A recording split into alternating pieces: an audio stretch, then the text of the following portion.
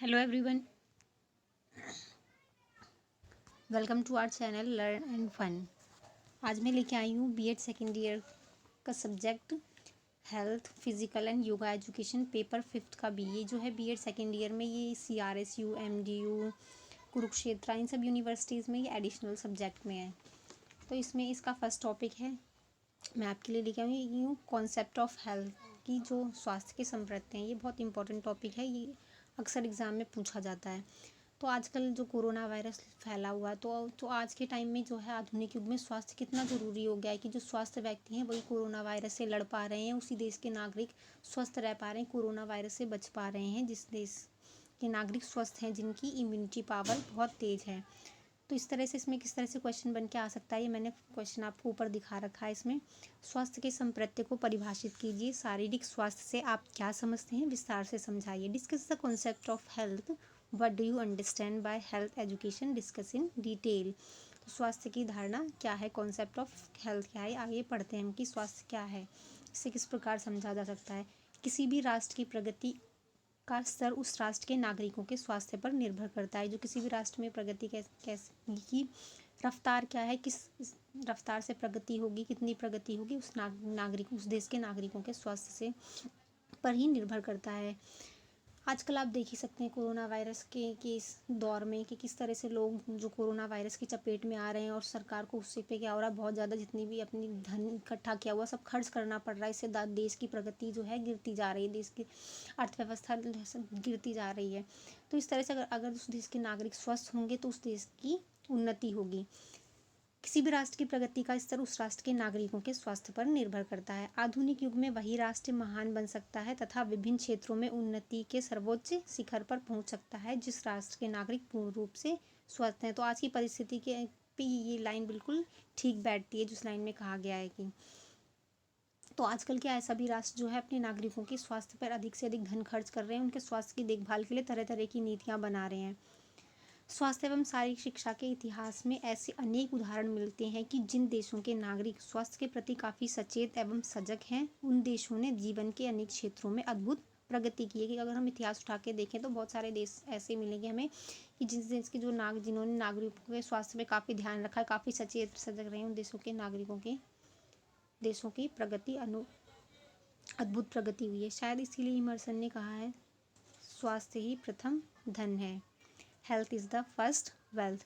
लेकिन हमारे लिए यह इसको पूर्ण रूप से नहीं समझते हम लोग। जो कुछ व्यक्ति बीमारियों से दूर रहने को स्वास्थ्य मानते हैं, कुछ व्यक्ति स्वास्थ्य को शरीर के कार्य करने की क्षमता समझते हैं तथा कुछ व्यक्ति शरीर के सुंदर होने को ही स्वास्थ्य समझते हैं। तो अलग अलग व्यक्ति हैं, तो सबकी अलग अलग धारणा है, स्वास्थ्य के प्रति अलग अलग धारणा है। कुछ व्यक्ति क्या समझते हैं कि बीमारियों से दूर रहना ही स्वास्थ्य है, कुछ समझते हैं कि हम अच्छे से कार्य कर पा रहे हैं शारीरिक रूप से तो हम स्वस्थ हैं, कुछ व्यक्ति समझते हैं कि हम सुंदर है तो हम स्वस्थ। स्वास्थ्य को पूर्ण रूप से समझने के लिए निम्न परिभाषाओं महत्वपूर्ण हो सकती हैं कि इन परिभाषाओं के आधार पर हम समझ सकते हैं कि स्वास्थ्य क्या है, स्वास्थ्य की सही धारणा क्या है। JF विलियम के अनुसार स्वास्थ्य जीवन का वह गुण है जिससे व्यक्ति दीर्घायु होकर उत्तम सेवाएं प्रदान कर सके। कि मतलब जो स्वास्थ्य, जो JF विलियम कहते हैं कि जो व्यक्ति अगर जिसकी लंबी आयु और अपनी उत्तम सेवाएं दे सकता है वही व्यक्ति स्वस्थ है। Health is the quality of life that enables the individual to live most and serve best. की लंबी आयु जीना और अपनी अच्छी सेवाएं देना, ये JF विलियम कहते हैं। बेकन के अनुसार क्या है, स्वस्थ शरीर आत्मा का अतिथि भवन, दुर्बल तथा रुग्ण शरीर आत्मा के लिए कारक रहा है। तो इस तरह से बैंकन ने कहा है कि जो हमारा स्वस्थ शरीर होता है आत्मा का अतिथि भवन होता है। अतिथि भवन मतलब कि जिसमें हम कहते हैं हमारे यहाँ अतिथि आते हैं तो हम बहुत अच्छे से उनका स्वागत सत्कार करते हैं, अच्छे से उनकी देखभाल करते हैं। तो इस तरह से स्वस्थ शरीर के लिए, जो स्वस्थ शरीर है वो जो आत्मा के लिए एक अच्छा सा अतिथि भवन है जहाँ वो खुश अच्छे से रह सकती है। और दुर्बल तथा रुग्ण शरीर आत्मा के लिए कारागृह, जिस तरह कारागृह में दुखी रहते हैं ना, कैदी वगैरह होते हैं उसमें दुखी रहते हैं, जैसे हमारी आत्मा भी हमारी जो रोगी शरीर है उसमें दुखी रहती है और जो स्वस्थ शरीर है उसमें खुश रहती है। Healthy bodies guest house for the soul and then for the weak and diseased. तो ये बैकन ने ये कहा है स्वस्थ शरीर के बारे में। मेरी बेकर एडी के अनुसार स्वास्थ्य वस्तु अवस्था ना होकर मानसिक अवस्था है। Health is not a physical state but a mental state. जो हेल्थ है वो हमारी शारीरिक अवस्था ना होकर मानसिक अवस्था होती है कि हम मानसिक रूप से कैसे हैं। अगर हमारा मानसिक रूप से स्वस्थ हैं तभी हम शारीरिक रूप से स्वस्थ रह सकते हैं, ऐसा मैरी बेकर एडी कहती हैं। और विश्व स्वास्थ्य संगठन के अनुसार मीन्स WHO क्या कहता है स्वास्थ्य के बारे में, शारीरिक, मानसिक और सामाजिक दृष्टि से पूर्णतः सुखी होना ही स्वास्थ्य है। मतलब शारीरिक और मानसिक और सामाजिक दृष्टि से पूर्णतः स्वस्थ हो, में शारीरिक रूप से कोई रोग ना हो, मानसिक रूप से कोई स्ट्रेस, किसी प्रकार का तनाव ना हो, और सामाजिक दृष्टि से हम सबसे अच्छे संबंध हो, समाज में अच्छे से अपना जीवन व्यतीत कर सकें। तो यही स्वास्थ्य उसने कहा है कि केवल रोग या विकृति से मुक्त रहना ही स्वास्थ्य नहीं है कि हमें कोई रोग ना हो और हम किसी प्रकार की विकृति से मुक्त हों, वही स्वास्थ्य नहीं है। Health is a state of complete physical, mental and social wellbeing and not merely the absence of disease.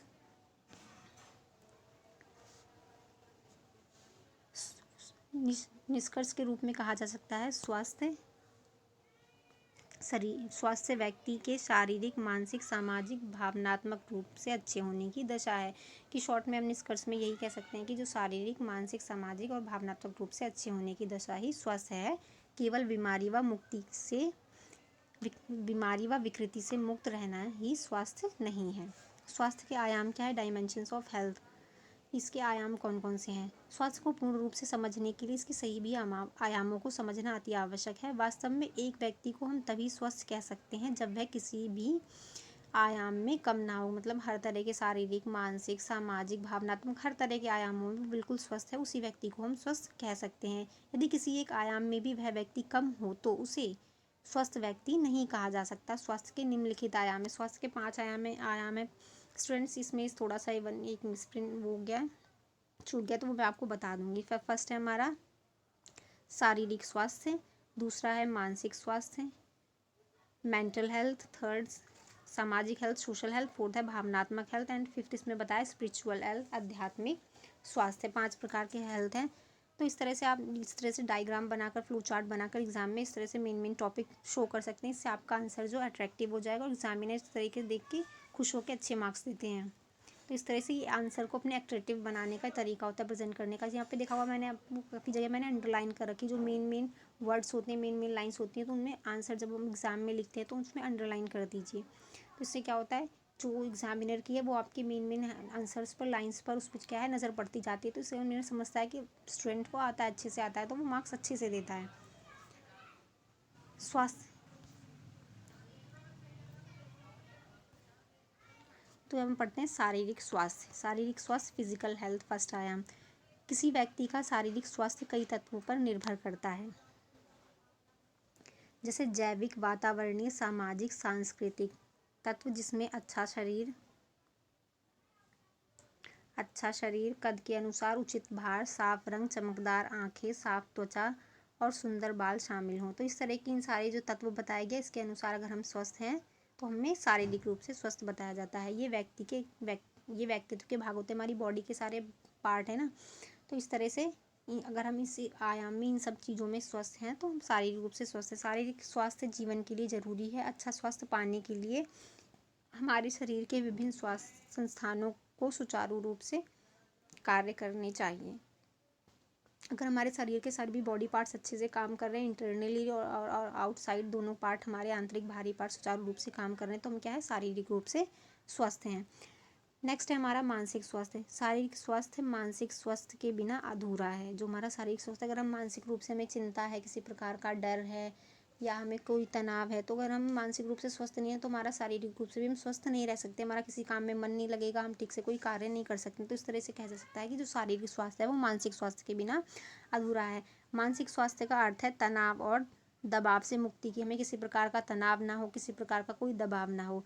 यदि व्यक्ति का मानसिक स्वास्थ्य ठीक हो तो उसके मानसिक व शारीरिक स्वास्थ्य के मध्य सहसंबंध अच्छा होता है। जब हमारा मेंटली शरीर दोनों सही, अगर हमें शारीरिक रूप से भी कोई कष्ट है तो भी हम मानसिक रूप से स्वस्थ नहीं रह पाते हैं, हमें पीड़ा का अनुभव होता रहता है। और अगर हम मानसिक रूप से स्वस्थ भी नहीं है, हमें किसी प्रकार का स्ट्रेस है, तनाव है, तो हम शारीरिक रूप से भी स्वस्थ नहीं रह पाते। तो जब दोनों चीज़ें स्वस्थ होती हैं तो दोनों में अच्छा संबंध होता है और हम अच्छे से अपना कार्य कर पाते हैं। मानसिक व शारीरिक स्वास्थ्य एक दूसरे को प्रभावित करते हैं। कई बार मानसिक स्वास्थ्य व्यक्ति के संवेगों भावों को समझने में असमर्थ होता है। जी जी, बार हम मानसिक रूप से स्वस्थ नहीं होते तो हम अपने भावों को अपने उसको समझ नहीं पाते ठीक से। मानसिक रूप से वह व्यक्ति स्वस्थ होता है जो स्वयं को सुरक्षित तथा सुव्यवस्थित महसूस करे, वही मानसिक रूप से स्वस्थ होता है। तुम्हारे ये दो आयाम हुए, फर्स्ट हुआ physical health, second mental health. Third है हमारा सामाजिक स्वास्थ्य, सोशल हेल्थ। सामाजिक स्वास्थ्य व्यक्ति की सामाजिक सुरक्षा पर निर्भर करता है कि व्यक्ति समाज में किस प्रकार से वो सुरक्षित है, किसी प्रकार का उसे भय नहीं है, किसी से कोई डर नहीं है, वो अच्छे से समाज में रह पा रहा है, सबके साथ उसके अच्छे संबंध हैं, किसी प्रकार का उसका समाज में शोषण नहीं हो रहा है, उसे समानता का अधिकार मिला हुआ, समाज में सबके साथ समानता के साथ रह रहा है। यदि व्यक्ति सुरक्षित नहीं है तो वह सामाजिक रूप से स्वस्थ नहीं होगा। कुछ कारकों पर निर्भर करता है जो इस प्रकार हैं: स्वास्थ्य सेवाएं, पेंशन, ग्रेचुइटी, जीवन बीमा, प्रोविडेंट फंड आदि सुविधाएं सारी हमें समाज में मिलती रहती हैं तो हम स्वस्थ रहते हैं। सामाजिक रूप से स्वस्थ व्यक्ति सैद्धांतिक, आत्मनिर्भर और जागरूक होता है, जीवन के प्रति उसका सकारात्मक दृष्टिकोण होता है। तो ये हमारा था सामाजिक स्वास्थ्य। हम पढ़ते हैं भावनात्मक स्वास्थ्य, भावात्मक स्वास्थ्य, इमोशनल हेल्थ। भावात्मक रूप से स्वस्थ उस व्यक्ति को कहा जा सकता है जो अपने संवेगों में इमोशंस पे, अपनी भावनाओं पर, जैसे डर, क्रोध, दुख, ईर्ष्या व द्वेष, इन सब पर क्या है वो नियंत्रण कर सके, आदि के ऊपर अपना उचित नियंत्रण कर सके। हमें किसी प्रकार का डर लग रहा है, हमें कभी कभी गुस्सा आता है, हमें किसी से जलन होती है, तो हम इन सारे जो मानव है, मानव प्रकृति के अंदर ये सारे जो हैं, ये सारे भाव, मानसिक भाव ये होते हैं, विकृति भी होती है, तो इन सब पर हम अपना नियंत्रण कर सकें। किस समय में क्रोध दिखाना है, कब नहीं दिखाना, कब हमेशा का भाव रखना है, इन सब पर हम कंट्रोल कर सकें। प्रत्येक परिस्थिति में ऐसी भावनाओं पर उसका नियंत्रण होना चाहिए। आज के तनाव व दबाव युक्त जीवन में भावनात्मक रूप से स्वस्थ होना अति आवश्यक है। फिफ्थ है हमारा आध्यात्मिक स्वास्थ्य, स्पिरिचुअल हेल्थ। आध्यात्मिक स्वास्थ्य का अर्थ है व्यक्ति का अपने मन पर नियंत्रण। हमारा मन, आप जानते हैं, चंचल है इंसान का मन, पल में कहीं से कहीं भी पहुंच जाता है, तो हमें अपने मन पे नियंत्रण होना चाहिए। आज के दबाव व तनाव जीवन में आध्यात्मिक स्वास्थ्य का होना नितांत आवश्यक है कि हमारा अपने मन पे, अपने आत्मा पे नियंत्रण हो, अपने आत्मिक ज्ञान को अनुभव कर सकें। इसके लिए व्यक्ति में नैतिक मूल्यों का होना जरूरी है। अब हमने पढ़ ली स्वास्थ्य के 5 आयाम के बारे में। 5 आयाम कौन कौन से हमने पढ़ लिए, तो एक बार रिवाइज कर लेते हैं। शारीरिक आयाम, शारीरिक स्वास्थ्य, मानसिक स्वास्थ्य, सामाजिक स्वास्थ्य, भावनात्मक स्वास्थ्य और आध्यात्मिक स्वास्थ्य। ये 5 स्वास्थ्य हैं, ये 5 आयाम है स्वास्थ्य के। अब हम पढ़ेंगे स्वास्थ्य शिक्षा की अवधारणा, कॉन्सेप्ट ऑफ हेल्थ एजुकेशन की। जो हम स्वास्थ्य शिक्षा, जो हमारा ये टॉपिक है, ये क्या है, स्वास्थ्य शिक्षा किसे कहा जाता है। आज का युग वैज्ञानिक युग है। इस युग में इलेक्ट्रॉनिक, अंतरिक्ष और मशीनीकरण के क्षेत्र में बहुत उन्नति हुई है। इसके दूसरे पहलू को देखें तो हम कह सकते हैं कि आज का युग प्रदूषण का युग है। इस प्रदूषित युग का प्रभाव व्यक्ति के स्वास्थ्य पर पड़ता है, कि जो आप जानते हैं आजकल टेक्नोलॉजी का युग है, मशीनीकरण का युग है, और जो होता है इन सब चीज़ों से प्रदूषण होता है, और प्रदूषण से मनुष्य के स्वास्थ्य पर बहुत ज़्यादा ही गहरा असर पड़ रहा है। और स्वास्थ्य शारीरिक शिक्षा का महत्वपूर्ण उद्देश्य है कि स्वास्थ्य जो है, हमारे स्वास्थ्य की इतनी बिगड़ती दशा के अनुसार ही आजकल जो है स्वास्थ्य को शिक्षा में सम्मिलित किया गया है। मनुष्य के स्वास्थ्य को ठीक रखना हमारे लिए चिंता का विषय बन गया है। शारीरिक शिक्षा के कार्यक्रमों में स्वास्थ्य का बड़ा योगदान है, जबकि स्वास्थ्य शारीरिक क्रियाओं पर निर्भर करता है। शारीरिक शिक्षा एक बहुत अच्छा बना हुआ कार्यक्रम स्वास्थ्य के लिए लाभदायक सिद्ध हो सकता है। फिर भी स्वच्छता, संचारी रोगों से बचाव, स्वच्छ अवस्था, बीमारियों का इलाज, पर्याप्त मात्रा में संतुलित भोजन, नियमित व्यायाम व रहन सहन का स्तर अच्छा होना आदि कुछ ऐसे महत्वपूर्ण कारक हैं जिन पर स्वास्थ्य निर्भर करता है। अतः स्वास्थ्य शिक्षा के विषय में जानना एक महत्वपूर्ण आवश्यकता बन गई है कि आज तक जिस तरह से प्रदूषित वातावरण है, खान पान का बिगड़ता हुआ स्तर है, हम स्वस्थ हेल्दी डाइट नहीं है हमारे पास, तो इस तरह में हमारे लिए जो स्वास्थ्य के बारे में शिक्षा ग्रहण करना अति आवश्यक हो गया है कि अच्छी स्वास्थ्य रखने के लिए हमें क्या क्या करना चाहिए, कैसे होना चाहिए।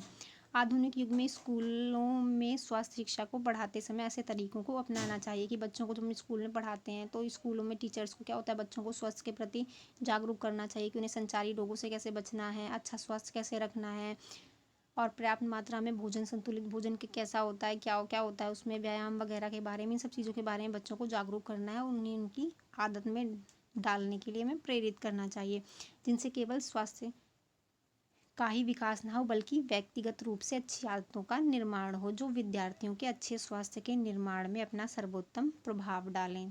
तो ये हमारी थी स्वास्थ्य की अवधारणा। स्वास्थ्य शिक्षा में वे सब क्रियाएं शामिल हैं जिनसे व्यक्ति में स्वास्थ्य के प्रति सजगता बढ़ती है। इसमें वो सारी सभी क्रियाएं शामिल होती हैं, इसके फलस्वरूप उसका स्वास्थ्य ठीक रहता है। स्वास्थ्य शिक्षा के क्षेत्र, स्कोप ऑफ हेल्थ एजुकेशन, जो हमारी स्वास्थ्य शिक्षा है इसके कौन कौन से क्षेत्र हैं। स्वास्थ्य शिक्षा का क्षेत्र काफ़ी विस्तृत है, क्योंकि इसमें स्वास्थ्य के ज्ञान के अलावा और भी बहुत से पहलू शामिल हैं। मुख्य रूप से स्वास्थ्य शिक्षा के 3 क्षेत्र हैं जिनका वर्णन निम्नलिखित है। कि इसके बहुत सारे स्कोप है, बहुत बड़ा स्कोप है हेल्थ एजुकेशन का, लेकिन जो मेन स्कोप है वो 3 है। इस आंसर में आपको देने 3 स्कोप जो हैं उसके। फर्स्ट है हमारा स्वास्थ्य सेवाएं, हेल्थ सर्विस। सेकंड है स्वास्थ्य निरीक्षण, हेल्थ सुपरविजन। थर्ड है स्वास्थ्य निर्देशन, हेल्थ इंस्ट्रक्शन। तो ये हमारे स्वास्थ्य शिक्षा के क्षेत्र हैं। तो इस तरह से स्टूडेंट्स आपको भी इस तरह से डायग्राम के थ्रू ही शो करना है, जिससे आपको अच्छे मार्क्स मिलेंगे। फर्स्ट है हमारा स्वास्थ्य सेवाएं। स्वास्थ्य सेवा का मुख्य कार्य असामान्य और अपंगता जिससे बच्चे पीड़ित हैं को देखना व माता पिता के सहयोग से उन्हें सही करना। जो स्वास्थ्य होते हैं ना, हेल्थ सेवाएं, हमें हर तरह की हॉस्पिटल्स वगैरह में सब चीज़ में सेवाएं मिल रही हैं, तो उन सेवाओं का मेन कार्य ये होता है बच्चों को बीमारियों से, विशेष रूप से संक्रामक रोगों से बचाना भी इसका मुख्य कार्य है स्वास्थ्य सेवाओं का। स्वास्थ्य सेवा के कई कार्य हैं, जैसे समय समय पर मेडिकल जाँच, जो उनके मेडिकल जांच होनी चाहिए स्कूलों में बच्चों की और सोसाइटी में लोगों की। बचाव के तरीकों को अपना लोगों को बचाव के तरीके की हम किस तरह से बीमारियों से बच सकते हैं उसके लिए जागरूक करना। ये स्वास्थ्य सेवाओं की जो स्वास्थ्य सेवाओं से रिलेटेड लोग हैं उनकी जिम्मेदारी होती है कि वो समाज में जागरूकता फैलाएं। सुरक्षा व प्राथमिक उपचार करना, लोगों के बारे में सुरक्षा के हम कैसे अपनी स्वास्थ्य के लिए सुरक्षित रह सकते हैं और प्राथमिक उपचार किस प्रकार से कर सकते हैं किसी भी बीमारी में, किसी भी दुर्घटना में, इन सब चीज़ों के बारे में लोगों को सचेत करना। साल में एक बार विद्यार्थियों के स्वास्थ्य की जांच व मूल्यांकन बहुत ज़रूरी है। तो स्वास्थ्य सेवाओं में ये हमारा आता है कि बच्चों की साल में हर स्कूल्स में बच्चों की स्वास्थ्य की जांच होनी चाहिए। शारीरिक विकास के लिए शारीरिक शिक्षा का विषय प्रत्येक स्कूल में अनिवार्य होना चाहिए। कि जो हमारा हेल्थ एजुकेशन है वो हर स्कूल में एक पर्टिकुलर सब्जेक्ट होना चाहिए, जिससे बच्चे अपने हेल्थ के प्रति अवेयर हो सकें। शारीरिक शिक्षा की क्रियाओं द्वारा विद्यार्थियों के व्यक्तित्व का विकास होता है। मानसिक स्वास्थ्य शिक्षा भी सही ढंग से दी जानी चाहिए कि बच्चों को शारीरिक मानसिक हर तरह की शिक्षा देनी चाहिए, स्वास्थ्य की शिक्षा देनी चाहिए। स्वास्थ्य निरीक्षण, हेल्थ सुपरविजन क्या होता है, इससे सबसे पता चल रहा है निरीक्षण मतलब किसी चीज़ का देख रेख अच्छे से करना, निरीक्षण करना, उसका सुपरविजन करना। स्कूल का वातावरण स्वस्थ होना चाहिए। स्कूल का जैसा वातावरण होगा वैसा ही प्रभाव बच्चे पे पड़ेगा। इस तरह से कहा जाता है ना, घर का वातावरण अच्छा होना चाहिए, स्कूल का वातावरण होना चाहिए, जिससे कि बच्चे का जो है विकास अच्छे से हो सकता है, उसकी ग्रोथ अच्छे से होती है। अतः विद्यालय का यह कर्तव्य है कि वह विद्यार्थियों के लिए स्वास्थ्यप्रद वातावरण बनाए। इस तरह से इसे हम निम्नलिखित बातों का अनुसरण करके कर सकते हैं, जैसे साफ व हवादार कक्ष। स्कूलों में क्या होना चाहिए, साफ व हवादार कक्ष होना चाहिए, शुद्ध पानी का प्रबंध होना चाहिए, प्रकाश इत्यादि की उचित प्रबंध होना चाहिए। ये हमारा हेल्थ सुपरविजन में आता है।